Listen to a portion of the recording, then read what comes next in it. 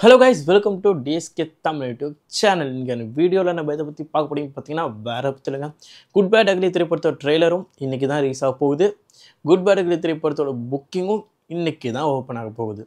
இன்றைக்கி AK fans எந்த மாதிரி சம்பவம் புக்கிங்கில் பண்ண போகிறாங்க, எந்த மாதிரி சம்பவம் ட்ரெய்லரில் காத்துட்ருக்கு, இதை பற்றிலாம் தாங்க நம்ம இப்போ வந்து ஒரு முன்கூட்டியாக ஒரு டிஸ்கஷன் பண்ணுவோம். ஓகேங்களா? இப்போ வந்து நம்ம சேனல் சப்ஸ்கிரைப் பண்ணிட்டு வந்துருங்க. நம்ம வீடியோக்குள்ளே போயிடுவோம். ஓகே, குட் பேட் அக்லி திரைப்படம் அஜித் ஃபேன்ஸுக்காக செதுக்கிய ஒரு திரைப்படம்னு இந்த இடத்துல நான் வந்து சொல்கிறாங்க. ஏன்னா வந்து ஏப்ரல் 10 நீங்கள் படம் பார்த்ததுக்கப்புறம் உங்களுக்கே புரியும். ஏன்னா வந்து இந்த படத்தை நான் வந்து குட் பேட் அக்லி திரைப்படம் அஜித் ஃபேன்ஸுக்கு செதுக்கிய படம் அப்படின்னு சொல்கிறது நீங்கள் படம் பார்த்துட்டு வாங்க, உங்களுக்கு புரியும். அப்போ நான் சொல்கிறேன்.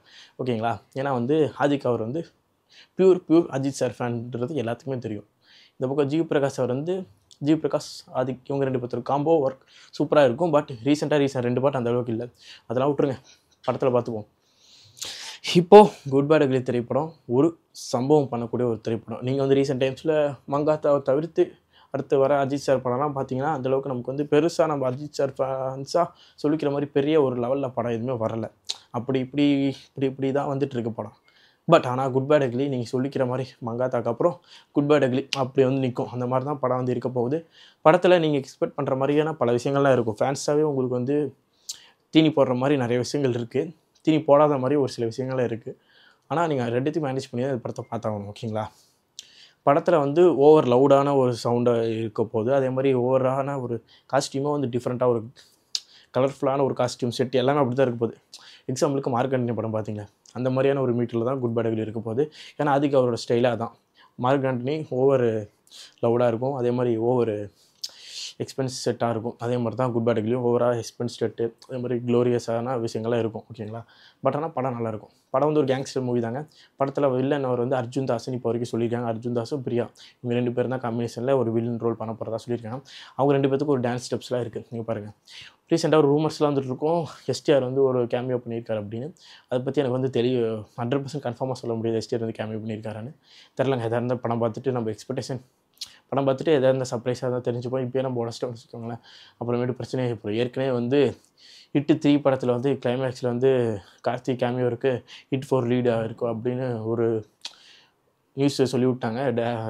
படத்தோட ஹிட் 3 படத்தோட டேரக்டர் வந்து டென்ஷன் ஆகி ஏங்க இப்படி பண்ணுறீங்க அப்படின்னு அவரை நோட்டீஸ் விட்டு இந்த மாதிரி ஃபேன்ஸ் நாங்கள் படம் பண்ணுறதே ஃபேன்ஸ் இந்த மாதிரி அப்படிலாம் சொல்லி இருக்காரு. அதனால் வந்து நம்ம எந்த ஒரு எக்ஸ்பெக்டேஷனும் அதேமாதிரி எந்த ஒரு சர்ப்ரைஸும் பிரேக் பண்ண வேணாம்னு நினைக்கிறேன்.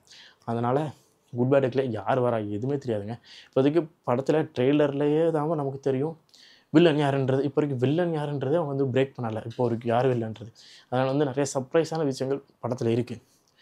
படத்தில் பார்த்து தெரிஞ்சுப்போம். அதுக்கு முன்னாடி பிரேக் ஆகி டேரக்டரும் டென்ஷன் ஆகி எல்லாரும் டென்ஷன் ஆகி படக்குழுவே டென்ஷன் ஆகி எதுக்கு லெட்ஸ் சில் படம் பார்த்து நம்ம தெரிஞ்சுப்போம்.